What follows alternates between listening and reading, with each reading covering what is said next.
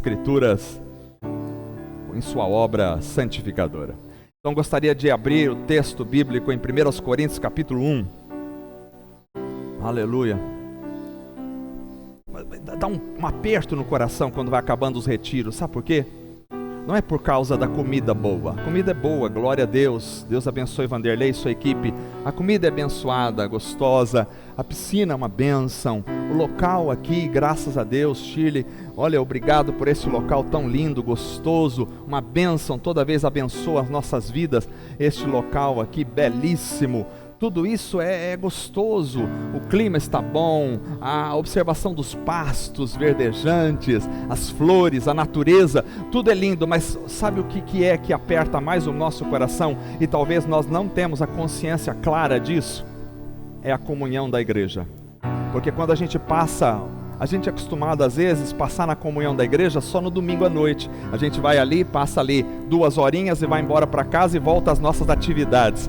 Mas quando a gente passa 3 dias na relação da comunhão da igreja, então a gente entende essa grandeza. E aí quando a gente vai embora, dá um aperto, uma facada no coração. Eu já teve alguns retiros da gente sair de lá chorando, não sabia por que está chorando, porque está saindo do retiro, porque a gente ficou ali, estava gostoso e tal, mas não é simplesmente a comida, não é simplesmente as coisas, as atividades que nós estamos fazendo, é a relação de comunhão da igreja, que no mundo espiritual cria a ambiência saudável da espiritualidade, da graça de Deus fluente entre nós, e um rio de água viva flui entre nós. A gente às vezes nem percebe isso, mas quando vai embora o coração começa a bater mais forte.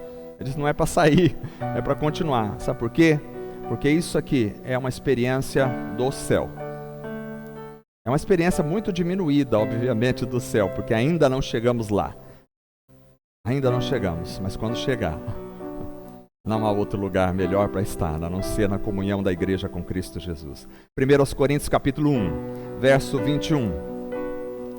Tentar não pregar muito longo esta manhã, mas a palavra de Deus está queimando no meu coração, como queima no coração dos irmãos que pregam, sabe isso? Quando a gente está para pregar, a palavra começa a queimar, né? Queimar lá dentro, com uma fogueira queimando. 1 Coríntios capítulo 1, verso 21, preste atenção nessa palavra.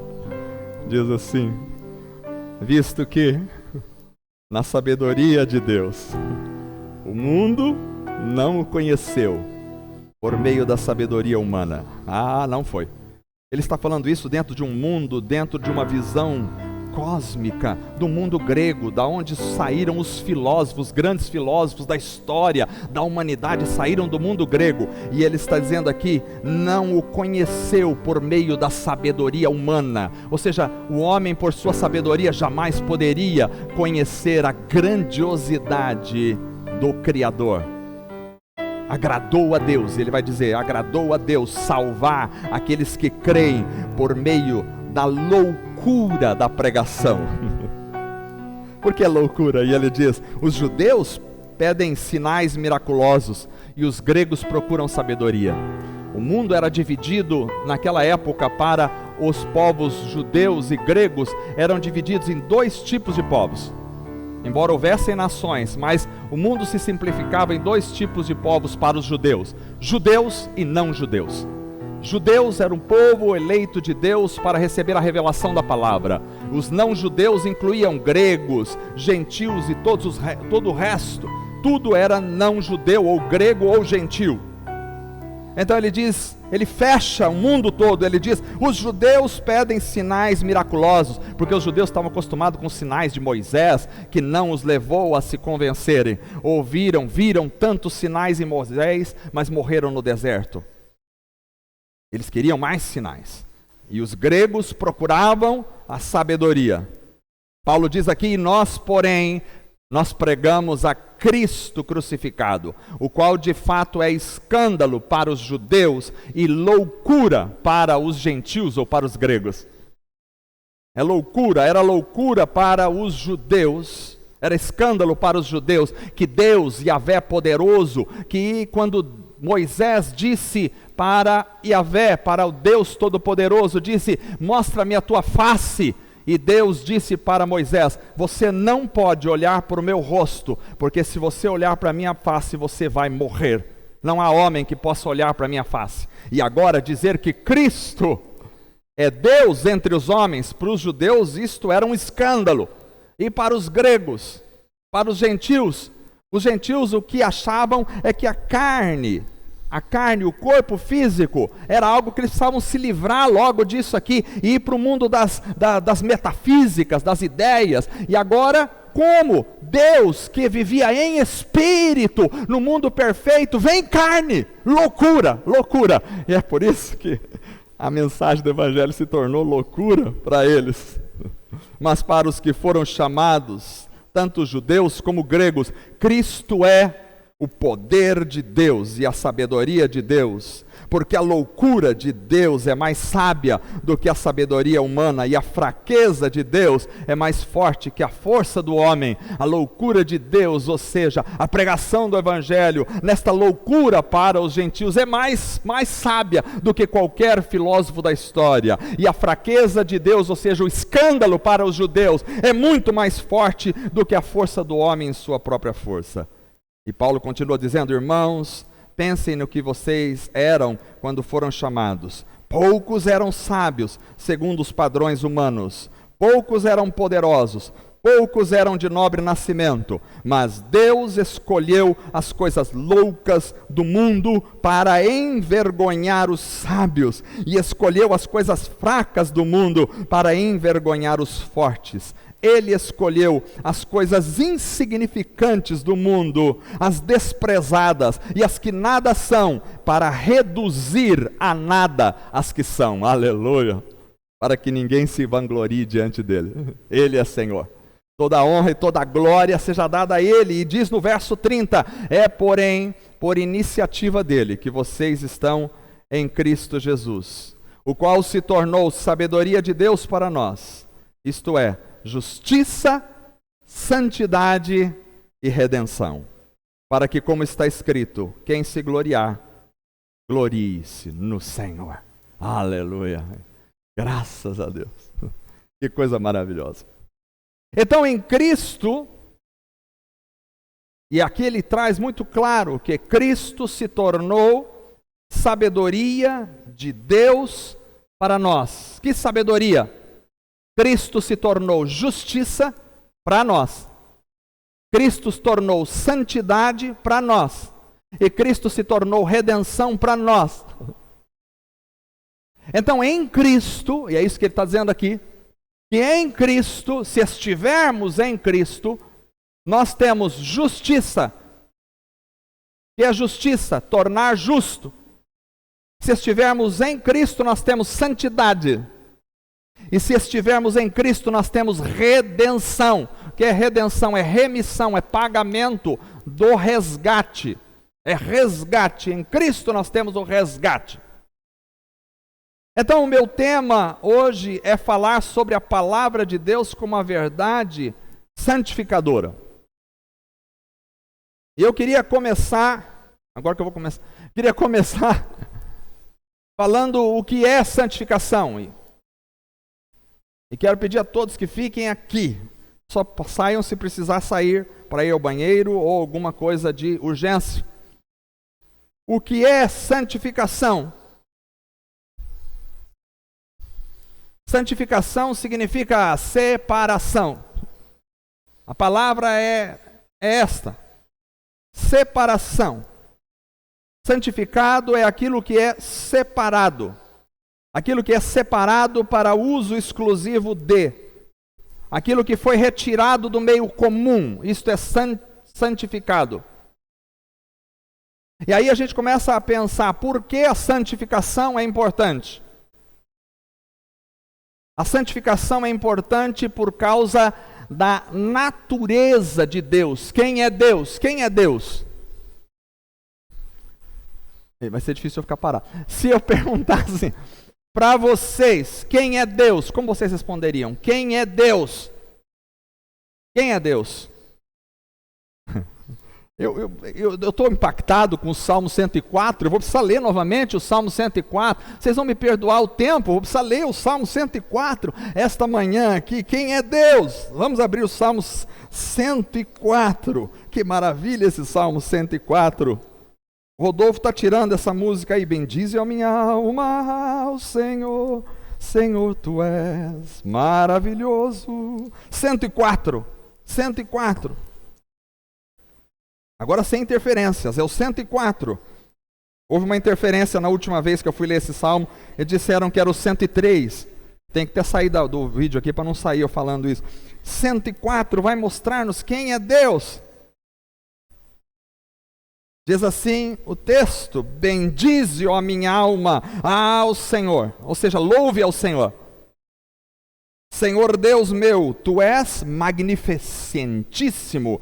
Magnificentíssimo, nem dá para falar essa palavra, porque a magnificência, a glória, a maravilha, o poder, a grandeza, está tudo incluído aqui. Tu és magnificentíssimo, estás vestido de glória e de majestade.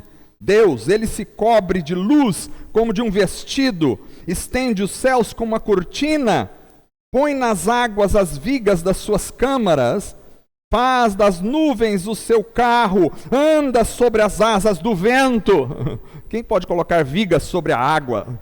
Como é que se coloca vigas sobre a água? Os construtores aqui, como é que anda sobre as nuvens? Faz das nuvens o seu carro. Como é que alguém pode dirigir as nuvens? Sentar nas nuvens e acelerar. Agora vamos para cá. E anda sobre as asas do vento. Você sabia que o vento tem asas? Deus anda sobre as asas do vento. Você consegue andar sobre as asas do vento? Anda sobre as asas do vento, faz dos seus anjos, seres que Ele criou, espíritos dos seus ministros, um fogo abrasador. Você pode fazer fogo, mas não pode fazer um anjo de fogo. Lançou os fundamentos da terra, ela não vacilará em tempo algum. A terra existe há milhares de anos. Os homens podem criar bombas. Quando se criou a bomba atômica, na época de Einstein, um pouco depois, quando os Estados Unidos fez a primeira bomba atômica, entrou um pânico geral em todas as nações, porque eles viram a potencialidade que a bomba atômica tinha de destruição, quando jogaram as primeiras 2 bombas atômicas em Hiroshima e Nagasaki, no Japão, logo após, antes um pouco do término da Segunda Guerra Mundial, em 1945, as bombas explodiram e arrasaram 2 cidades do Japão. E a consciência da bomba atômica era tão grande porque era a fissão do átomo, era a divisão daquilo que parecia indivisível e que ia explodir tudo. A bomba atômica tem uma capacidade de destruição inigualável para a época, e os seres humanos entraram em pânico. Vão destruir a terra, mas aqui diz que Ele fez a terra, lançou os seus fundamentos e ela não vacilará em tempo algum. Então você pode ficar tranquilo, não vai bater um meteoro na terra e vai destruir a terra, não vai acontecer isso. Enquanto estivermos aqui, não. Porque o Senhor guarda a terra. Os homens podem fazer construções, construírem prédios, fazerem buracos, cavarem buracos, não importa, a terra continuará do jeito que está, porque foi Deus que fez assim, e o homem não consegue destruir a terra, não consegue. Você pode tentar destruir a natureza, mas você não consegue destruir a terra, e a natureza é auto-revigorante, ela se restaura, ela mesma. Ela se restaura. Quando os homens estiveram ali na guerra do Vietnã, os Estados Unidos destruíram praticamente uma lagoa, poluindo ela.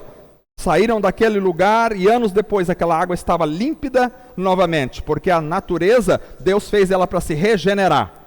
Obviamente, Tu a cobriste, eu vou pregar até a noite. Tu a cobriste, estou brincando. Tu a cobriste com abismo, como com um vestido. As águas estavam sobre os montes. A tua repreensão fugiram. A voz do teu trovão se apressaram. Subiram os montes, desceram os vales, até o lugar que para eles fundaste. Termo lhes puseste, que não ultrapassarão, para que não tornem mais a cobrir a terra. Ele fala do dilúvio, quando o dilúvio cobriu a terra, mas Deus depois pôs um termo, um limite para a água não passar. Você pode ir lá e o mar tem um limite, porque se não tivesse limite, aqueles prédios estavam inundados. mas o mar não passa, ele vem e vai. Ele vem e vai. A maré vem, depois a maré volta. Porque quando ele vem, Deus diz volta. Aí ele volta. Que maravilha, que maravilha.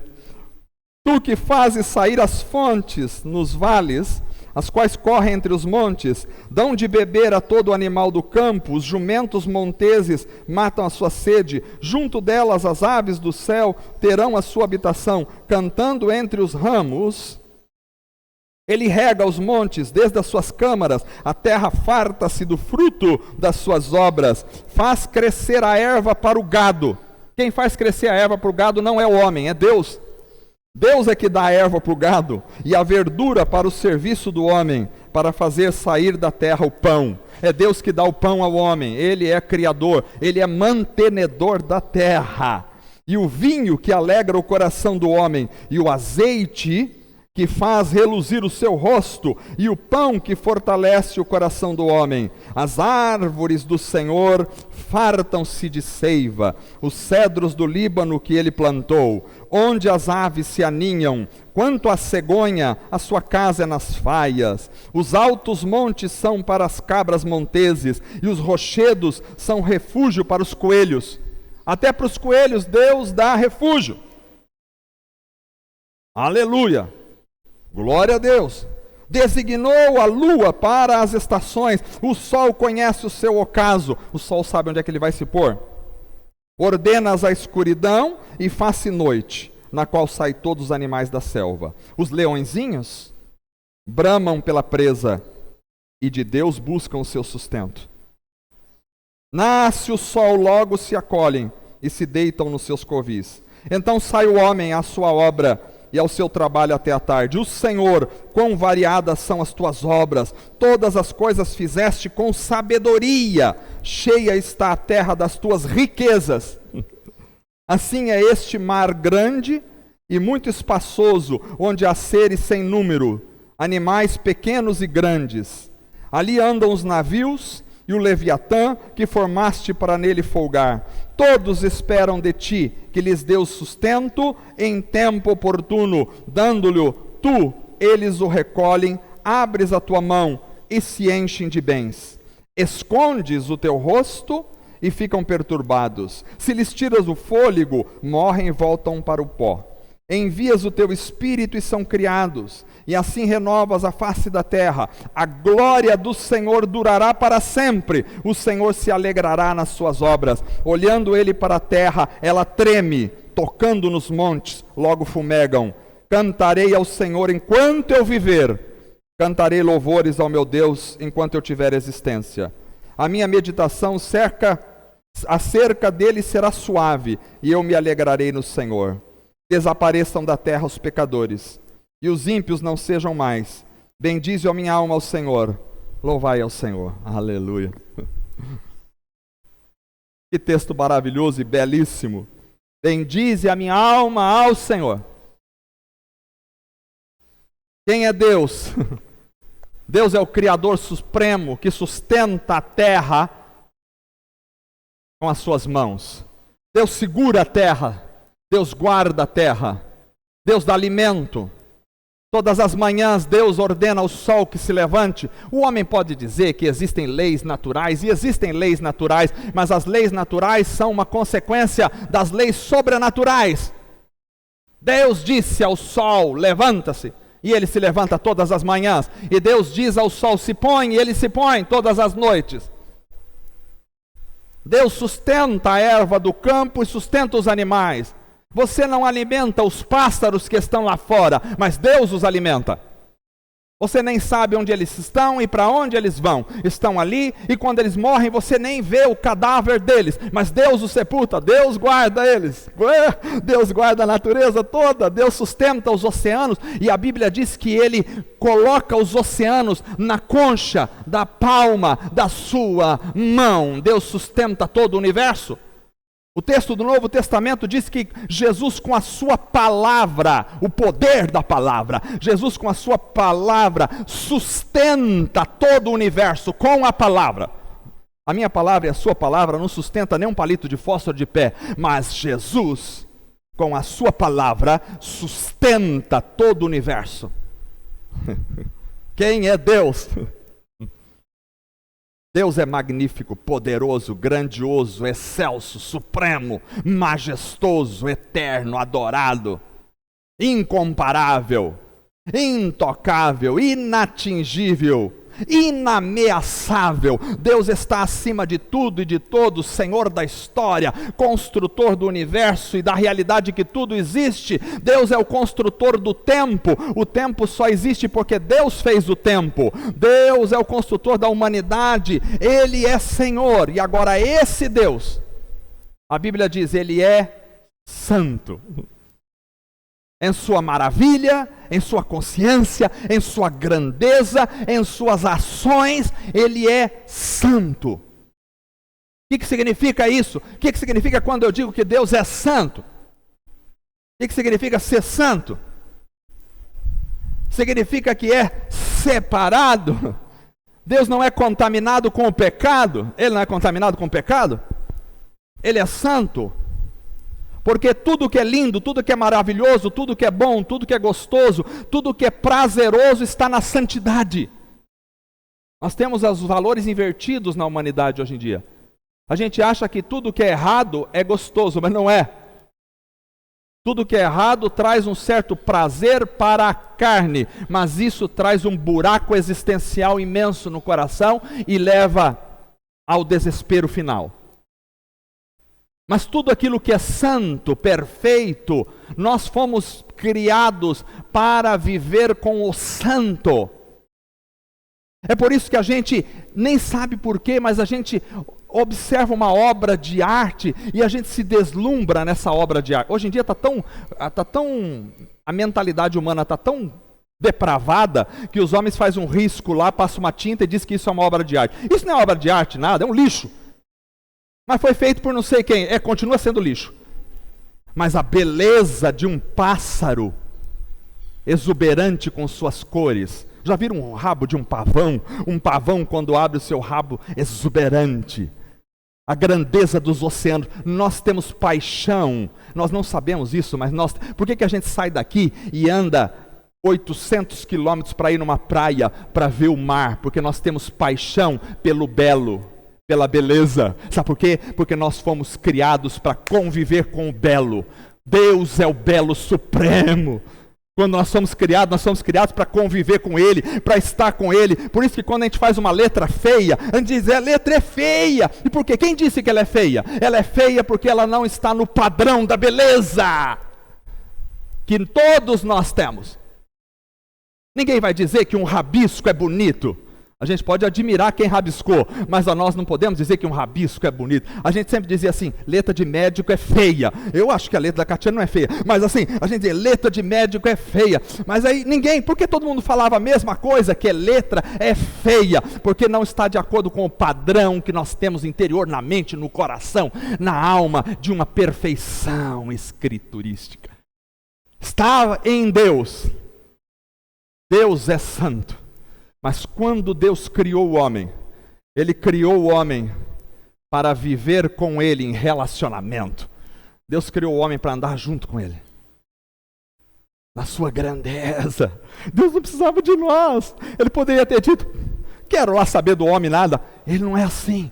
O amor dele, Ele quis compartilhar daquilo que Ele tem com a sua criatura. Ele disse, eu vou criar alguém a minha imagem e semelhança, para compartilhar da minha beleza, da minha perfeição com esse alguém, para ele ser feliz, como nós somos felizes, a Trindade. E Deus criou o homem para andar com ele. Mas ao invés do homem fazer o que o Tarcísio fez assim, o homem fez isso. De Deus, lá no Éden, quando ele escolheu. Agora eu quero ver, você não pegou essa aí, né? Não pegou, não. Então, quando o homem perdeu o belo, desculpa tomar água assim, porque aqui é retiro, pode tomar. Então, o homem perdeu a beleza, perdeu o belo quando ele pecou. Deus é livre e deu essa liberdade ao homem. O homem pecou. Claro que a liberdade do homem é assistida, não é total, absoluta como a de Deus. O homem pecou e separou-se de Deus. E quando o homem separou-se de Deus, ele separou de tudo aquilo que é belo, de tudo aquilo que é perfeito, de tudo aquilo que é alegre, de tudo aquilo que é gostoso, de tudo aquilo que dá prazer, de tudo aquilo que dá sentido à vida, de tudo aquilo que dá alegria ao ser, de tudo aquilo que pode trazer razão à existência, de tudo aquilo que é inteligente, de tudo aquilo que é culto, de tudo aquilo que é verdadeiro. Ele se separou, e quando ele se separou daquilo, só lhe restou o que não prestava. E aí nós começamos a nos sujar com o pecado.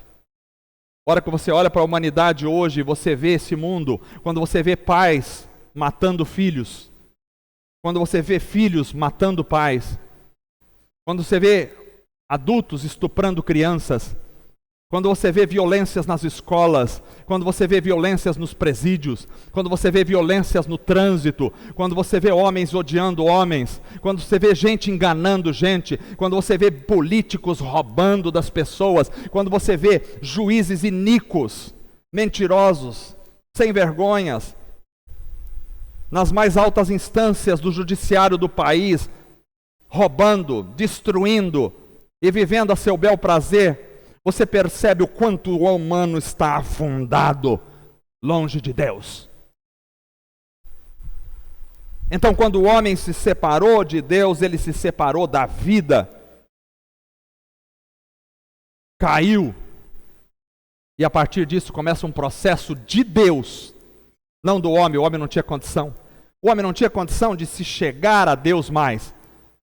Tudo provém de Deus, então começa um processo de Deus para salvar o homem. E aí Deus vai começar a buscar a santificação no homem. Eu estou falando sobre santidade. Para quê? Não para que o homem se torne santo. Vou falar para vocês aqui. Santo não é aquele beato que põe uma roupa assim que vai da cabeça até os pés, fica com uma velinha na mão assim, santo. Esse não tem nada a ver com santidade, isso aí. Santo é igual o Dedê, que sorri, que é feliz para a vida. Porque santo é perto de Deus, e perto de Deus é perto da felicidade. Então diz Deus, eu quero que vocês voltem a ter comunhão comigo. Para quê? Para que vocês tenham a beleza, para que vocês tenham a alegria, para que vocês tenham a paz, para que vocês tenham o amor, para que vocês tenham a razão para viver, para que vocês tenham tudo aquilo que é necessário para um ser humano, para que vocês tenham sentido na vida. Se vocês estiverem longe de mim, não tem como vocês ter sentido, porque eu sou o sentido para a vida. Você saiu da beleza, você ficou na feiura. Tem cara igual nós que nunca sai da beleza. Saiu da beleza, você ficou na feiura, não tem jeito. Eu quero que você volte para a beleza novamente. Isso chama-se santidade. Ou seja, separe-se de toda a feiura que há das ações e dos pecados e da desobediência a mim e venha para o meu lado. Por isso Levítico diz, sede santo, porque eu sou santo. Não é sede santo porque eu quero que você tenha uma vida chata. Não é ser de santo porque eu quero que você viva com uma vela na mão, chorando e com uma cara amarrada. Não é isso. Levítico 19:2, eu não sou igual o pastor Marco que decora todos os endereços na cabeça e sabe falar 200 versículos de cor, que eu admiro. Eu tenho que ficar anotando aqui. Levítico 19:2 diz, ser de santo por quê? Porque eu sou santo. A razão para a santidade não é para mim mesmo, mas é porque Deus é santo, e para eu me aproximar dele eu preciso da santidade. Porque sem santificação não há comunhão. A comunhão com Deus só dá na santificação, porque Deus é tão maravilhoso que ele não pode ter contato, relacionamento com aquilo que é mal. Porque aquilo que é mal se destrói imediatamente.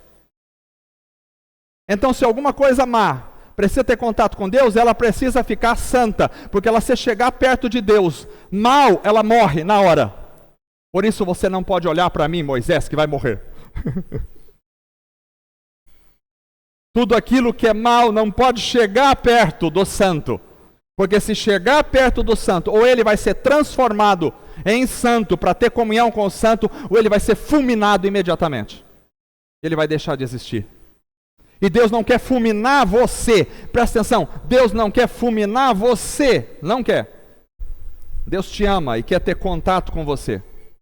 Todos os dias. Quer ter relacionamento com você. Aí como Deus vai ensinar o homem? Vamos. Como é que Deus vai ensinar o homem o que é a santidade? Antigo Testamento. Ele vai ensinar o que é a santidade. E ele começa a criar. Fala para Moisés no deserto, constrói uma tenda. O que tem essa tenda? Não tem nada. É uma tenda. Uma tenda de pele de animais. É, uma tenda de pele de animais. E aí você vai fazer uma mesa lá dentro. Mas o que é a mesa diferente? É uma mesa igual às outras. Tem as medidas certinho, tá? Põe ouro nela. Assim. Depois vai ter um castiçal. Como é que é? Não, um castiçal. Faz aí. Dessa forma, explica ele certinho as medidas, claramente como será. Você vai fazer uma caixa, que eu vou chamar de Arca da Aliança. Uma caixa de madeira. Madeira. E depois, reveste ela de ouro. Faz 2 querubins, um tocando a asa sobre o outro, em cima da tampa da caixa. Põe, faz um véu. Eu não vou detalhar aqui cada elemento do tabernáculo, que vocês já conhecem. Poderia perguntar, vocês já sabiam falar todos, né? Então, aí, está lá essa caixa. Presta atenção. Just do it. Isso. Então, você tem a caixa. Está lá dentro. Aí ele diz, agora, consagre tudo a mim. Consagrou. Agora a caixa não é mais uma caixa. A mesa não é mais uma mesa. Agora é separado para o Senhor. Continua sendo uma mesa, mas agora é separado para o Senhor. Então ninguém pode entrar, ninguém pode tocar, porque ali é do Senhor. E aí ele começa a mostrar a realidade da separação necessária. Por isso nós temos Levítico. Levítico o povo acha ruim, não é? Não é chato, já leu Levítico? Levítico o povo acha ruim de ler. Porque é lei. Mas por que aquelas leis? Porque aquelas leis estão mostrando o que é de Deus e o que não é de Deus, o que é separado. Ele está ensinando a realidade, a necessidade da separação, que é a santificação. Na realidade, o livro de Levítico é o livro da santificação. Separação. Por quê? Porque Deus quer que você seja feliz. Quer que você ande com o belo, com o bom, com o maravilhoso, na relação com Ele. Só é possível se você for separado. Senão, quando você chegar perto dele, você morreu, desintegrou. Então, ele vai ensinar pedagogicamente. Agora, como uma criança aprende? Uma criança tem pensamentos concretos, nunca abstratos. Se você falar para uma criança assim, você é um cabeça de pudim, ele vai entender que a cabeça dele tem um prato, tem um negócio e tem uma cauda descendo ali, um pudim. Ele vai perguntar ainda, é de quê? Leite condensado ou o quê? Porque a criança tem o pensamento concreto. Então Deus vai ensinar o homem, porque ele se separou de Deus, ele perdeu a sabedoria. Enquanto estava com Deus, Adão deu nome a todos os animais da terra. Olha a sabedoria. Todos os animais da terra ele deu nome. Sabedoria tremenda. Se separou de Deus, começou a emburrecer. Então nós separamos de Deus, começamos a perder a inteligência. Então agora, regredimos, tornamos semi-analfabetos, analfabetos, iletrados, bebês. Agora Deus vai ensinar o que é. Rodolfo, depois você, eu te perdoo. Aí ele vai ensinar o que é a santificação. Então ele constrói a santificação espacial. A santificação temporária. A santificação simbólica. Ele constrói para ensinar ao homem. Ele diz, esse espaço aqui fora, comum. Pode jogar bola, pode comer, pode dormir, pode plantar, pode vender. Esse espaço aqui, não. Esse espaço aqui é santo. É a tenda da congregação. Lá em Moisés. Esse espaço é santo. Você só pode entrar aqui paramentado, lavado, purificado, em reverência. Esse espaço é santo. Mas que tinha aquele espaço demais? Nada. Mas era o espaço santo, então tinha tudo. O povo tinha que entender concretamente o que era uma coisa, o que era outra coisa. Daí surgiu a frase, uma coisa é uma coisa, outra coisa é outra coisa, certo?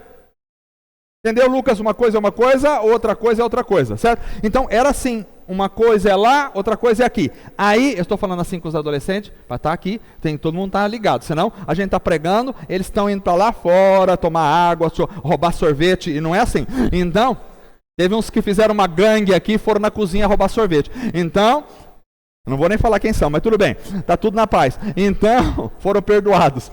Então, você tem essa concretização da separação, que está ali em Moisés.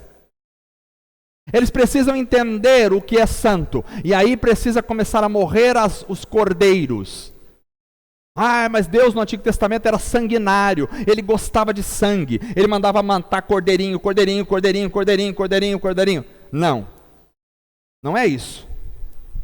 Deus estava ensinando ao homem o resultado do pecado. O resultado do pecado é derramamento de sangue, e derramamento de sangue significa morte.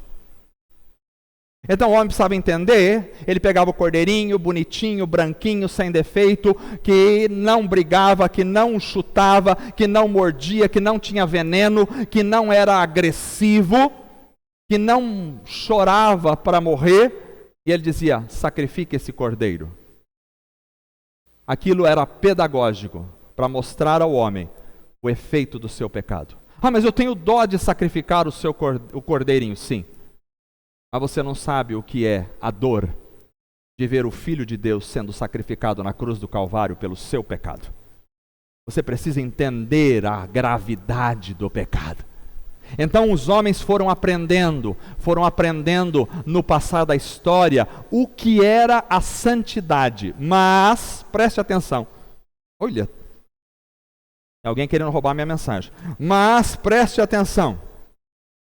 Esta santificação era espacial, era ritual, era pedagógica, era metafórica e era transitória. Mas aí nós chegamos ao Novo Testamento, eu já vou caminhando para chegar onde tem que chegar e terminar, pode ficar tranquilo.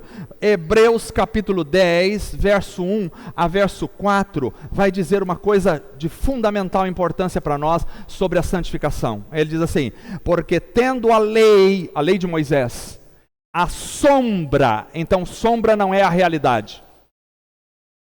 A sua sombra não é você, ela representa você, mas não é você. Porque eu não consigo discernir na tua sombra as tuas características fisiológicas mais profundas. Não consigo. A sombra é uma representação de você. Porque tendo a lei de Moisés, com todo aquele sistema sacrificial, a sombra dos bens futuros, e não a imagem exata das coisas, nunca pelos mesmos, nunca, aleluia, ele diz nunca, pelos mesmos sacrifícios que continuamente se oferecem cada ano, pode aperfeiçoar os que a ele se chegam. De outra maneira, teriam deixado de se oferecer, porque purificados, uma vez os ministrantes, nunca mais teriam consciência do pecado. O que ele está dizendo aqui? Que se aquele sacrifício daqueles cordeirinhos que foram feitos no Antigo Testamento pudessem purificar os homens, eles fariam uma vez só e acabou. Mas eles nunca conseguiam, então eles tinham que ser repetidos. E ele diz: nesses sacrifícios, porém, cada ano se faz comemoração dos pecados, mostra o pecado. E ele fecha aqui, nesse texto que eu escolhi, dizendo assim: porque é impossível, não tem nenhuma possibilidade, nem a mínima da mínima, porque é impossível que o sangue dos touros e dos bodes tire os pecados. Então, tudo aquilo que era feito no Antigo Testamento era sombra, aquele sacrifício, e não tirava pecado. Matava os cordeirinhos, o sangue derramava, eles viam, entendiam a realidade, mas não tirava o pecado deles. Era apenas uma sombra, porque é impossível que aquele sangue tirasse o pecado deles, porque era um sangue de um animal irracional. Era um sangue de um animal que não era ser humano. Aí, quando nós chegamos no Novo Testamento, tudo isso acontece 1500 anos praticamente de busca, até chegarmos no período que Deus diz, é agora, na maturidade da humanidade, Deus envia seu Filho. E Jesus vem. Aquilo que o sangue não podia fazer, agora vai ser feito pela primeira e única vez na história. E quando Jesus passa diante de João Batista, ele não aguenta e grita: eis o Cordeiro de Deus que tira o pecado do mundo. Até então o pecado não tinha sido tirado. Mas Deus enviou o seu Filho porque amou o mundo de tal maneira que deu o seu Filho. Deus deu Jesus por você. Deus amou o mundo de tal maneira que deu o seu Filho único, para que todo aquele que nele crê não pereça, mas tenha a vida eterna. Então Jesus veio, e veio agora, se encarnou como homem. Eu estava contando ali para o Dr. Antônio Carlos que o maior absurdo da história é Deus ter vindo ao mundo em carne. Porque você leu no Salmo 104 comigo, que diz lá que quando Deus toca no monte, ele fumega. Quando Deus tocou no monte Sinai, o monte fumegava e tremia e chacoalhava, e sons de buzinas começaram a tocar no espaço. Sons celestiais começaram a tocar e uma tempestade se forma, o monte começou a chacoalhar. Moisés ficou tão apavorado, que ele pensou que ele ia morrer. O texto diz que Moisés tremeu de medo, porque o monte chacoalhava e saía fumaça e fogo, e buzinas tocavam, porque Deus estava tocando no monte, na terra, só tocando, no monte, na terra. E o povo de Israel, 3 milhões de pessoas, ficaram tão aterrorizados com aquela experiência que disseram: não fale Deus conosco, que se Ele falar nós vamos morrer. Fale contigo, Moisés, e você passa para nós o que Ele falar. Ele diz no Salmo 104, tocas no monte, ele fumega, ele sai fumaça, fogo, a presença de Deus. Agora você dizer que Deus... Paulo diz, ele se esvaziou de si mesmo. Se esvaziou, infinitamente esvaziando, infinitamente, porque não há fim a se esvaziar. Ele se esvazia, ele é infinito. Ele vai esvaziando até se tornar homem, o absurdo do universo. E vir à terra. Os judeus falam, não acredito que Jesus é Deus. Porque Deus, quando tocou no monte, fez o monte derreter. Deus está aqui na terra, nós estávamos mortos. Não acredito que Jesus é Deus. Mas eles não sabiam que o Deus poderoso, que faz o monte derreter com a ponta do seu polegar, também tem poder para se esvaziar infinitamente, a ponto de se tornar um homem. E Deus veio como homem. Oh, aleluia. Eu tenho vontade de falar essa mensagem até amanhã cedo, sem parar, porque Deus veio como homem. E como homem ele nasceu de uma virgem. E não havia lugar para ele nas hospedagens. Não havia lugar para Deus na terra. Porque o homem estava envolto em seus pecados. Não havia lugar para Deus. Mas ele nasce, nem que for para nascer numa manjedoura, num coxo de animal, ele nasce e é colocado num... Eu não consigo entender. Não dá para entender como é que Deus, Criador do universo, você sabe quantas estrelas tem no universo? Você sabe qual é o tamanho do universo? O Luiz Fernando poderia falar aqui para nós, que é o matemático da igreja, que é o especialista em contas megalomaníacas e astronômicas, mas assim, eu vou arriscar um pouquinho, se eu estiver errado, você vai me corrigindo aí, que a luz caminha a 300 mil quilômetros por segundo. Então, se eu apertar um botão aqui no vácuo, apertei, a luz saiu daqui, ela demora... Em um segundo, ela correu 300 mil quilômetros, em um segundo, a luz Em um segundo, ela corre 300 mil quilômetros. Um segundo, 300 mil quilômetros. 2 segundos, 600 mil quilômetros. 3 segundos, e assim vai. Os cientistas calculam que o universo formado, eles falavam antes em 13,5 bilhões de anos-luz. Quer dizer, quer ver o tamanho do universo? Pega uma espaçonave, que não existe, obviamente, que corra 300 mil quilômetros por segundo. Os nossos carros correm no máximo 300 quilômetros por hora. A luz 300 mil quilômetros por segundo. Pega uma espaçonave a 300 mil quilômetros por segundo. Vou dar uma volta no universo para saber o tamanho dele. Você vai demorar 13,5 bilhões de anos para chegar de um espaço ao outro. Só o observável, fora aquilo que não é observável, que eles já acreditam na teoria do multiverso ainda, que tem outros universos que a gente nem consegue observar, e tem outros que estão aqui que a gente também não observa. 13 bilhões de anos. Fala para sua esposa, eu vou dar uma voltinha, cruzar o universo, eu já volto. 13 bilhões de anos depois você volta. Hã? Na velocidade da luz.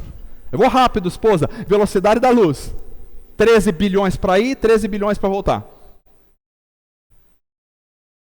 Os cientistas acreditam que existem mais estrelas no céu do que grãos de areia nas praias de todo o nosso planeta Terra. Pega um montinho de terra assim, experimenta contar quantos grãos de areia tem aí.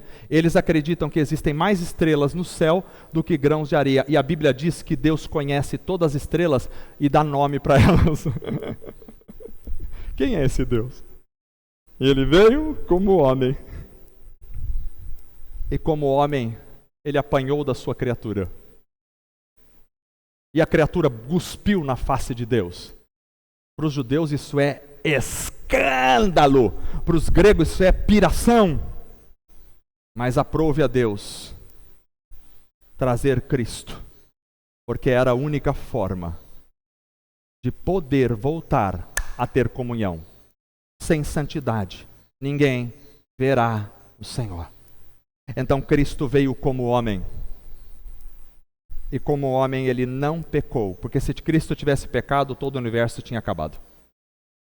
Mas Cristo nunca pecou. Como homem, ele não pecou. E a Bíblia falava, a alma que pecar, esta morrerá. Então Jesus não podia ter morrido. Porque ele nunca pecou. Por isso ele disse, ninguém tira a minha vida. Eu a dou. Nem a morte podia tirar a vida dele. Porque ele não tinha pecado. Ele tinha que viver eternamente aqui nessa terra. Mas a Bíblia diz que ele se entregou à morte, voluntariamente, para receber sobre si a dívida do pecado que era meu e seu. Caiu sobre ele na cruz, e a Bíblia diz que a Deus agradou moê-lo na cruz, porque ele estava recebendo o nosso pecado naquele momento, o nosso peso, a nossa condenação, todo o nosso pecado do mundo inteiro estava recaindo sobre Jesus, e ali o sangue do Cordeiro seria derramado para a purificação dos pecados, e assim colocar o homem de novo num processo de comunhão com Deus, porque agora nós podemos chegar até Deus. Se antes nós não poderíamos, que éramos fulminados, agora o texto bíblico diz, tendo ousadia para entrar no Santo dos Santos. Por quê? Porque nós lemos esta manhã que Cristo foi feito justiça, Cristo foi feito redenção, e Cristo foi feito santificação para todos nós. Então em Cristo nós temos a santidade. Por isso Paulo diz, em Cristo. Cristo foi feito cabeça da igreja, que é seu corpo. Então Cristo foi feito redenção, quando ele nos resgatou da morte e do inferno. Cristo foi feito justiça, quando ele nos tornou justo diante de Deus pelo seu sangue. E Cristo foi feito santificação, quando ele nos tornou santos a partir do seu sacrifício na cruz. Porque aquilo que o sangue de bodes, touros, ovelhas não podia fazer, ou seja, não podia purificar os homens que sacrificavam aqueles animais, o sangue de Cristo pôde purificar a nossa vida. Por isso, se andarmos na luz como Ele na luz está, diz a Bíblia, mantemos comunhão uns com os outros, e o sangue do seu Filho nos purifica de todo o pecado. O sangue de Cristo trouxe purificação. Então, em Cristo eu posso chegar a Deus. Por isso ele disse: eu sou o caminho, a verdade e a vida. Ninguém vem ao Pai a não ser por mim. Por que ninguém vem ao Pai? Porque Ele é o único meio de nos levar ao Pai. Não há outro mediador entre Deus e os homens, a não ser Jesus Cristo, o homem. Ele é o único mediador. As religiões podem construir pontes, mas as suas pontes vão fracassar e vão ser destruídas no abalar da história. Mas em Cristo, nós temos a ponte eterna para chegar à comunhão com Deus. Agora, a partir da santificação de Cristo, e é aqui que eu quero chegar para terminar, a partir da santificação de Cristo, porque sem a santificação de Cristo, eu não tenho como me aproximar de Deus. Sem a santificação de Cristo na minha vida, eu não tenho como nem entender a vontade de Deus. Sem a santificação de Cristo, eu não tenho como caminhar na vontade de Deus. Não tenho. Por isso os judeus tentaram, durante 1500 anos, caminhar na vontade de Deus, e era problema em cima de problema, era pecado em cima de pecado, era tombo em cima de tombo, era buraco em cima de buraco. Eles não conseguiam. Quando você lê o livro de Juízes, de Reis, você vai ver Israel toda hora caindo, até que foram para o exílio. Eles não conseguiam andar, por quê? Porque faltava Cristo ainda ter derramado o seu sangue. Não tinha chegado à plenitude dos tempos. Cristo viria na hora certa, porque Deus é perfeito, Ele não adianta nem atrasa um segundo. Quando chegou na hora certa, Cristo veio e derramou o seu sangue. E quando derramou seu sangue, o sangue de Cristo teve um efeito retroativo e puxou todos aqueles que viveram antes dele e que creram em Deus para a santidade. E que puxa todos os que estão depois dele, inclusive nós, para a santidade. Agora, a partir desta santidade de Cristo, eu gostava, uma das coisas que eu mais aprendi com o pastor José, as palavras, quando elas são guiadas pelo Espírito Santo, elas têm um poder. Elas entram e marcam o nosso coração. E eu aprendi com o pastor José há 30, 40 anos atrás uma lição sobre a santidade. Eu nunca mais esqueci. Ele dizia: a santificação é instantânea e progressiva. Quando você aceita Cristo, quando Cristo entra no teu coração, aceitar é uma forma de dizer, quando Cristo entra em sua vida, então você tem a santidade instantânea. Você é tornado santo. Mas essa santidade instantânea, presta atenção, esta santidade instantânea, ela é uma mola propulsora que vai catapultar. Sabe o que é catapultar? Aquelas catapultas que eles faziam assim, colocavam as pedras e jogavam a pedra lá longe. Ela vai catapultar você para a santidade progressiva. Ela vai te dar força, ela vai te dar graça, ela vai te dar ferramenta, ela vai te dar o poder, ela vai te dar energia, ela vai te dar sabedoria, ela vai te dar direção, ela vai te dar tudo o que você precisa, mas você vai ter que caminhar agora na santidade. E é por isso que o texto de Hebreus, capítulo 12, verso 14, diz o quê? Segui a paz com todos e a santificação, sem a qual ninguém verá o Senhor. Ele diz: segui a santificação, sem a qual ninguém verá o Senhor.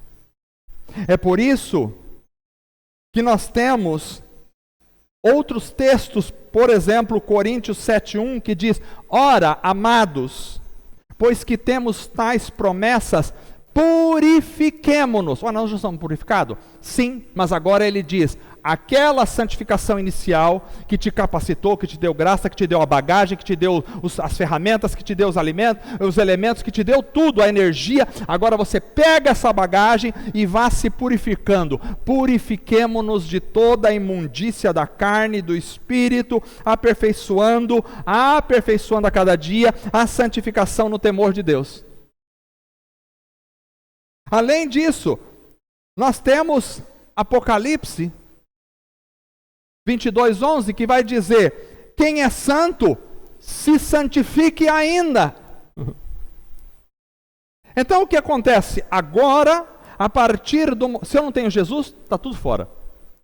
Se Jesus não entrou na minha vida, não tem nem como começar o processo de santificação. Agora, a partir do momento que Jesus entrou e me santificou, Ele me proporcionou a força, porque toda a ação de Deus requer uma reação humana. Quando os apóstolos pregaram no dia de Pentecoste, a ação de Deus, mandou o Espírito, usou a palavra profética, Pedro pregou, reação dos homens. Que faremos, irmãos? Aí Pedro diz: arrependam-se cada um de vós, sejam batizados, serão. Primeiro, a ação de Deus. Sem a ação de Deus não tem nada. Está todo mundo morto. Segundo, reação dos homens, a partir da ação de Deus. Deus te chamou, Deus está curando você, Deus está abençoando a sua vida, Deus está te dando instrução aqui nesse retiro. Qual é a tua reação? Você precisa reagir àquilo que a palavra de Deus foi ensinado no retiro, foi pregado. O que você faz com aquilo que você recebe? Aqui está a santificação. Então agora, essa santificação em Cristo vai requerer uma resposta de nós. Cristo foi feito santidade por nós. Então primeiro nós precisamos estar em Cristo, senão não temos a santidade. Estar em Cristo é: Senhor, venha morar na minha vida, me entrego aqui a Ti. Quero ser Teu, eu sou Teu. O Senhor é meu, quero viver para o Senhor. Muda a minha vida, isso é estar em Cristo. Quero andar segundo a Tua palavra. Jesus diz: aquele que ouve as minhas palavras e as pratica, precisa praticar. Então, preciso primeiro estar nele. Por isso Paulo diz em Romanos 11:17 que nós somos enxertados em Jesus. Estar nele, para poder receber a seiva da santificação. Senão não tem santificação.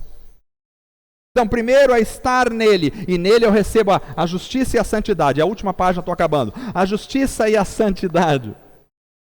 E a redenção nele. E a partir do momento em que nós estamos nele, santos nele, a resposta a isso é agora nós tomarmos o caminho da santidade. É como se Jesus falasse assim: espera aí, você vai ter que andar agora até imprudente. Mas eu não tenho força, eu te dou a força. Mas eu não tenho água, está aqui a água. Mas eu não tenho comida, está uma marmitex aqui do churrasco para você comer no caminho. Mas vai estar sol, toma aqui um guarda-chuva. Não vai ter sol, não vai ter chuva sobre você. Mas eu estou cansado, toma aqui para você descansar. Energia, energético, espiritual. Descansado, para você chegar.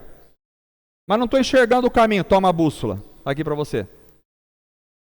Mas se eu precisar de uma faca no caminho para matar uma cobra, toma a faca aqui. E se eu precisar de uma arma no caminho, toma aqui a arma, carregada. Toma para você, pode ir. Está tudo para você aqui. E agora, o que eu faço? Pega a bússola e vai. Então agora eu fui santificado, me encheram de coisas, potencialidades, agora eu pego e posto meu pé. Caminho da santidade. 1, 2, 3. Estou andando em santidade. Mas não tenho força de mim mesmo. Não, mas tem a mochila que ele deu. Ele deu a mochila. Na mochila tem energético, na mochila tem tudo. A mochila vai dando revigora. A mochila tem shampoo para lavar o cabelo, para não ficar o cabelo feio. Na mochila tem tudo. Tem a maquiagem, para você não ficar feia no caminho. Se suar, a mochila tem o refrigerador. Vem também. Tem tudo na mochila. A santidade foi dada. Agora você vai andar em santificação. Vai andar em santificação. Onde está a ferramental para a santificação aqui? Palavra. João 15:3 diz: vós já estáis limpos pela palavra que vos tenho falado. A palavra limpa. Marcos citou ontem Salmo 119:11. Como que é? Escondi a tua palavra no meu coração para não pecar contra ti. A palavra traz a santidade. Então você vai fazer o que com a palavra? Deixa eu falar uma coisa para vocês. Antigamente nós tínhamos Bíblia, agora nós temos só celular, né? Bíblia em celular. Eu prefiro assim ainda. Quando você abre, você sente o cheiro, uma delícia. Então, assim, a Bíblia deve ter no celular também, pode ter, não tem problema nenhum. Estão com Bíblia no celular aí, tá beleza. O problema é que no celular ela pode ser simplesmente mais uma coisa que está ali, que a gente vê ela ali, já vai para o Instagram, vai para o Facebook, vai para outra coisa. Então, a Bíblia é a palavra de Deus. Primeiro você tem que crer nessa palavra. Pastor João falou da inspiração da palavra. Ela foi soprada por Deus. Ela não é uma coisa de homens natural. Ela é uma coisa sobrenatural. Ah, mas não está no papel, não está escrito sim. Mas Deus inspirou os homens sobrenaturalmente para escrever essa palavra. Jesus disse que a escritura estava falando da palavra. Não pode errar. Então ela é de Deus, não erra, não é do homem. Do homem tudo erra, mas de Deus não erra. Então eu preciso crer nesta palavra. Primeiro eu tenho que crer. Crer que aqui está a vontade de Deus para a minha vida. Crer nesta palavra. Porque esta palavra ela vai ser um instrumento santificador no caminho da santificação. Ela vai ser um instrumento. Ela vai falar ao meu coração aquilo que está errado e que precisa mudar e que eu nem vejo. Aqui tem uma, você já viu aquelas lanternas potentes que você liga à noite, parece que chegou o sol? Então, ela é mais potente que essa lanterna. Ela é mais potente, tenta olhar para o sol, você não consegue. Ela é mais potente que o sol. Porque ela é mais potente que qualquer microscópio e que qualquer telescópio. Ela vai até a profundidade mais íntima do meu ser e ela mostra coisas que eu não sabia que eu tinha. Orgulhos escondidos, vaidades escondidas, pecados que Deus não aprova, abomina, que estavam dentro do meu coração. Ela vai começar a mostrar. Então, primeiro você tem que crer nessa palavra. Segundo, você tem que fazer o quê? Se você crê, você lê. Essa palavra não é para estar aqui, para você trazer domingo para a igreja. Trouxe, abri, amém, voltei, guardei na prateleira. Não! Não. Essa palavra é para você ler. Aqui é a vontade de Deus para você. Para que você não seja enganado pelas mentiras que tem aí fora, pelas religiões mentirosas, por tudo que está aparecendo aí. Não, aqui está a vontade de Deus. Então você precisa ler. Os adolescentes, os jovens precisam ler a palavra em casa. Não entendeu? Pergunta para o pai. O pai não entendeu? Pergunta para o Marcos, que vai te explicar. Tem que saber. Tem que aprender a palavra. Então leia, ou para o João, leia a palavra. Para entender a palavra. Mas não é ler como jornal. Não é ler igual o Lucas faz quando vai estudar. Pronto, já estudei. Pronto, chega. Não sei como ele consegue fazer isso, mas tudo bem. Ainda bem que tira nota boa. Mas é ler com calma. Leia a palavra. Quantos versículos? Quanto você puder, quanto você quiser. Não tem uma meta, não tem uma regra. Você vai ler a palavra pouco a pouco. Leio só salmos. Não, os salmos também são palavra de Deus. Mas se só fosse salmo, Deus deixava só salmo. Ele deixou Gênesis, Êxodo, Levítico, Número, Deuteronômio, Josué, Juízes, Ruth, Samuel. Ele deixou Reis, Crônicas, Esdras, Neemias, Esther, Jó, Salmo, Provérbios, Eclesiastes, Cantares, Isaías, Jeremias, Lamentações, Ezequiel e Daniel, Oséias, Joel, Amós, Obadias, Jonas, Miqueias, Naum, Abacuque, Sofonias, Ageu, Zacarias e Malaquias, para você ler. Mas não foi só esse, ele deixou Mateus, Marcos, Lucas, João, Atos, Romanos, Coríntios, Gálatas, Efésios, Filipenses, Colossenses, Tessalonicenses, Timóteo, Tito, Filemão, Hebreus, Tiago, Pedro, João, Judas e Apocalipse, para você ler. Está tudo lá. Então você tem que ler a palavra. Não só leia a palavra, você tem que meditar na palavra. Não só meditar na palavra, você precisa entender a palavra. Pastor, não entendi isso aqui. Vamos aprender, irmãos, juntos. Nós vamos aprender, porque nós dependemos do Espírito. Essa palavra é espiritual. Ninguém nasce sabendo essa palavra. Nenhum intelectual consegue entender essa palavra se não for pelo poder do Espírito Santo. Pode pegar Albert Einstein, não consegue entender se não for pelo poder do Espírito Santo, que ela é sobrenatural. Então vamos orar juntos, vamos entender juntos a palavra. Entendi a palavra, entendeu? E agora o que você faz com a palavra? Pratica aquilo que você entendeu. Porque se você leu, se você entendeu, se você meditou, então agora você vai praticar o que está aqui. O que está nessa palavra? O que está nessa palavra? Se alguém bate na tua face, pá! Dá outra. Ou seja, se alguém tenta prejudicar você, não tenta prejudicar essa pessoa. Se alguém xingar você de palavrão, não xingue essa pessoa de palavrão. O que diz nessa palavra? Ama o Senhor teu Deus sobre todas as coisas. Será que eu estou amando a Deus acima de qualquer outra coisa? Será que eu amo a Deus mais do que eu amo meu celular? Será que eu amo a Deus mais do que eu amo jogar bola? Será que eu amo a Deus mais do que comer uma picanha bem feitinha na brasa? Será que eu amo a Deus mais do que eu amo o meu estômago? Será que eu amo a Deus mais do que eu amo o meu marido, a minha esposa, os meus filhos? Será que eu amo a Deus mais do que eu amo a mim mesmo? Viva em amor, diz essa palavra. Aprendei de mim que sou manso e humilde de coração, disse Jesus. Será que eu sou humilde? Ou será que eu quero me aparecer e tal, mostrar a minha inteligência, a minha cultura, a minha sabedoria, meu carro?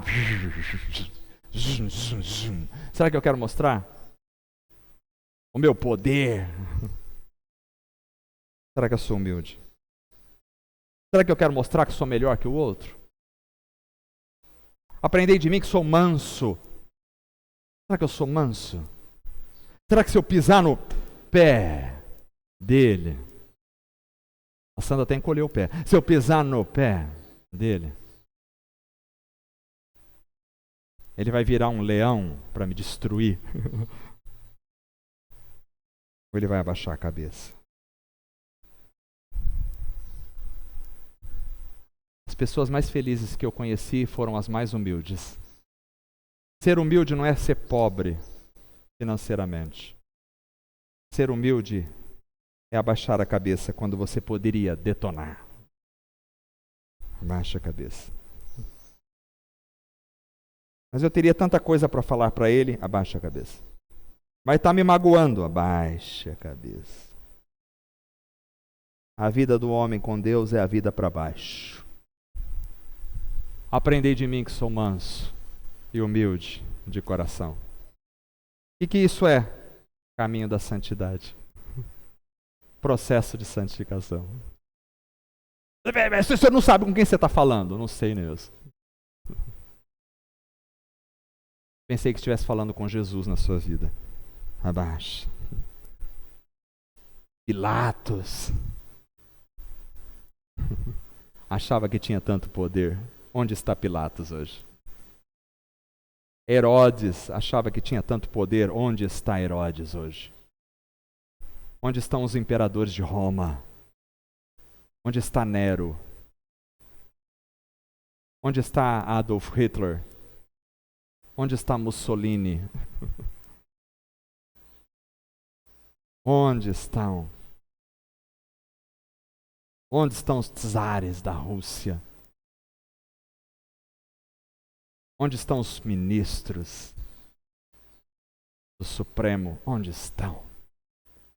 O mundo passa e a sua vaidade, mas o Senhor permanece para sempre. Há um clamor de Deus essa manhã para nós. Eu quero ter comunhão e relacionamento com vocês, diz o Senhor. Humilhai-vos diante da potente mão de Deus, e Ele a seu tempo vos exaltará. Deus te chama para uma vida de relacionamento, uma vida de comunhão, uma vida de alegrias indizíveis, insondáveis, impensáveis na presença dEle. Deus te chama para ver a beleza, o que é. Você não conhece o que é a beleza. A formosura, a estética mais perfeita, a grandiosidade mais absoluta. Só em Deus. Só em Deus. É por isso que quando você encontra a Deus, tudo demais perde o sentido. As suas buscas cessam. Deus tinha comunhão, e aqui eu termino, com o homem no jardim do Éden, até o dia em que Adão pecou e se afastou de Deus. E Deus expulsou Adão do Éden e colocou um anjo para guardar a porta do Éden, porque senão o homem ia querer voltar para o Éden, porque ele foi criado para viver na beleza na santidade, na formosura. E fora de lá não tinha isso. Ele ia querer voltar a todo jeito para o Éden, mas tinha um anjo guardando. A partir daí, há um sentimento no inconsciente coletivo de toda a humanidade, que é um desejo pela volta para o Éden. Eles não sabem isso, mas há. O homem sempre está procurando a eternidade. Veja nos desenhos, a fonte da vida eterna. Está ali, toma daquela água, o elixir da juventude. Se é velho, passa naquela cachoeira, sai novo do outro lado. Todas essas fábulas, todos esses mitos da humanidade são uma busca por continuar sempre novo, forte e belo. É a saudade do Éden no nosso coração. Mas em Cristo Jesus, nós entramos no verdadeiro Éden, que é o jardim de delícias, é o pomar na presença de Deus. Só em Jesus. Vou dizer uma coisa para vocês, vocês podem correr o mundo inteiro, ganhar jogos de futebol, vocês podem ser as meninas mais lindas da escola, como já são, vocês podem estar na ponta de tudo, mas se vocês não tiverem comunhão com Jesus, sua vida será sempre oca e vazia. Mas se você conhecer a Jesus e se entregar de corpo, alma e vida, eu me entreguei a Cristo com 10 anos de idade. Eu já tenho 54, foram 44 anos atrás, eu conheci o Senhor Jesus. E nunca, nenhuma vez, nenhum segundo sequer, eu me arrependi de estar em Cristo. Pelo contrário, se eu pudesse viver outra vida nessa terra, não há reencarnação, mas se houvesse, e eu pudesse viver outra vida nessa terra, eu queria fazer tudo de novo. Conhecer a Jesus. Desde os 10 anos, desde os 8, desde os 5. Desde a minha consciência primitiva.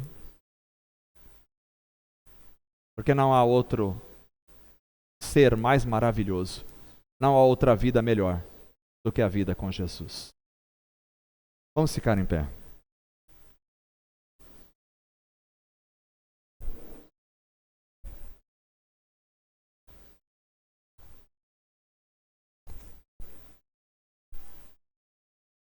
Eu entendo que Deus quer trabalhar nos corações.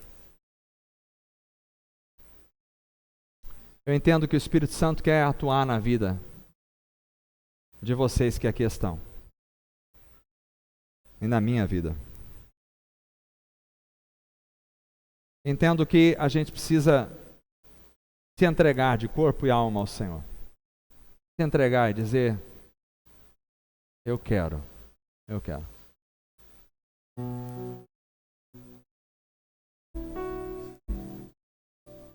Não importa quantos anos você esteja dentro da igreja. Quero dizer agora, se você quer ter uma experiência com o Senhor, eu gostaria que você viesse aqui à frente, nós vamos orar. Eu não tenho esse costume de fazer isso lá. Mas eu queria orar por algumas pessoas. Se você quiser dizer, nós vamos orar assim, eu quero ter essa experiência com Jesus. Eu quero essa vida para mim. Eu quero estar com o Senhor. Não, eu sou crente há 40 anos, não importa. Se você ainda percebe que precisa de um passo a mais na sua vida, você percebe que você precisa dar esse passo. Quero convidar você para vir à frente agora, em nome de Jesus. Em nome de Jesus. Aleluia. Louvado seja o Senhor para sempre. Pode vir, quem quiser. Louvado seja o Senhor para sempre. Louvado é o Senhor. Exaltado é o nome do Senhor. Não há outro Deus a não ser o Senhor. Não há outro Senhor. Não há outro Senhor. É o nosso Deus que está aqui, está atuando entre nós. O Espírito Santo está aqui e o Senhor nos chama para esse momento. Convido os pastores para me ajudarem aqui à frente em oração, na presença, no temor do Senhor. Estamos aqui e o Senhor está atuando nessas vidas.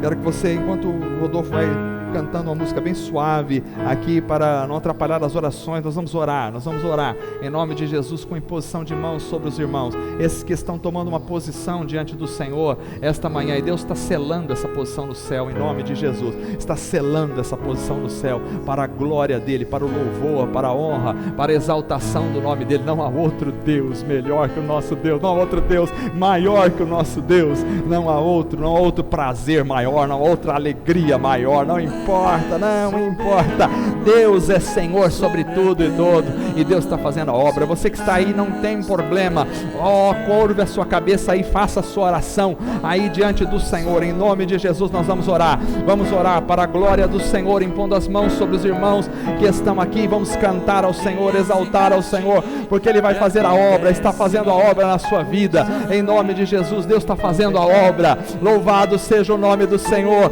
glorificado seja o nome do Senhor, que a graça de Deus esteja sobre a sua vida, em nome de Jesus, em nome de Jesus, que o poder do Espírito Santo esteja sobre a sua vida, que a alegria do Espírito Santo esteja sobre você, que o poder do Espírito te toque, te limpe, te transforme numa nova criatura, num novo ser, para a glória dEle. Louvado seja o nome do Senhor, louvado, exaltado é o nome do Senhor, glorificado é o nome do Senhor para sempre. Que Deus te derrame graça, poder, unção do Espírito Santo, que a alegria do Senhor esteja sobre a vida de vocês, que o poder do Espírito Santo esteja nessas vidas. Senhor, toca nesses corações, pelo poder do Teu Espírito, pela unção do Senhor, transforma. Deus, traz a cura, traz a alegria dos altos céus, esteja sobre estas vidas, Deus, fortalecendo, transformando, mudando, Deus, convencendo, vivificando, trazendo vitória, graça, alegria, poder do Espírito Santo sobre essas vidas.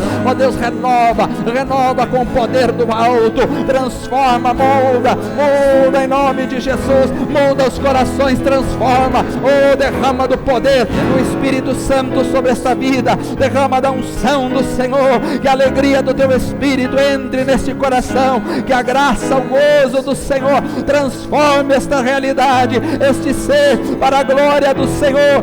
Enche com o Espírito Santo, batiza com o Espírito Santo, renova, batiza com o Espírito Santo, renova esses corações, Deus, neste lugar aqui, Pai, toca pelo poder do Teu Espírito, a graça do Senhor, que inunde este coração, inunde esta vida, Senhor, fortalece esta alma, derrama da graça, da unção do Senhor onde estiver, que a unção de Cristo esteja neste coração, que a graça do Senhor acompanhe esta vida, que o poder do Espírito toque neste coração, Deus, derrama do poder do Senhor, entra com a libertação, com a graça, a liberdade do Espírito, a unção do Senhor esteja aqui, batiza, Senhor, transforma, renova, modifica, Senhor, Deus, que a unção do Senhor esteja sobre essas pessoas.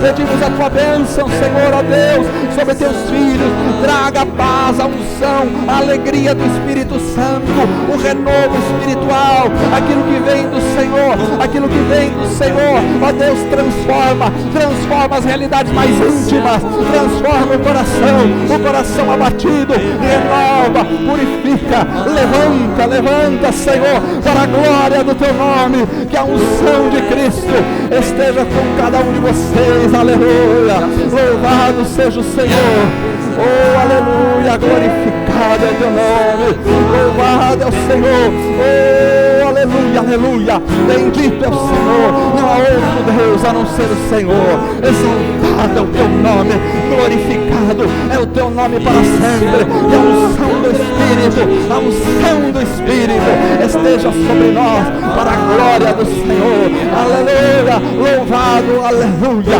exaltado é o Senhor para sempre, aleluia, glorificado é o Senhor, apesar da glória, a glória que tens, aleluia, Tu te importas comigo também, aleluia, Senhor, e esse amor tão grande eleva-me, amarra-me a ti, oh louvado, tu és tremendo, aleluia, oh tu és soberano, sobre a terra, sobre os céus, tu és Senhor, absoluto, aleluia, tudo que existe acontece, tu sabes muito bem, tu és tremendo, aleluia, louvado é teu nome. Tu és soberano sobre a terra, sobre os céus, tu és Senhor, absoluto,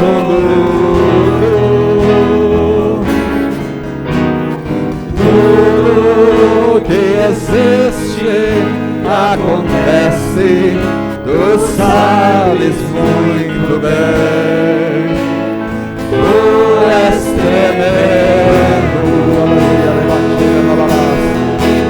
e apesar dessa glória que tens,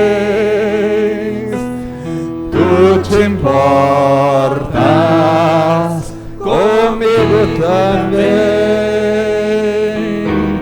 e esse amor tão grande eleva-me, amarra-me a ti, tu és tremendo, e apesar dessa glória que tens, tu te importas comigo também, e esse amor tão grande eleva-me, amarra-me a ti, tu és tremendo, oh aleluia, tu és tremendo,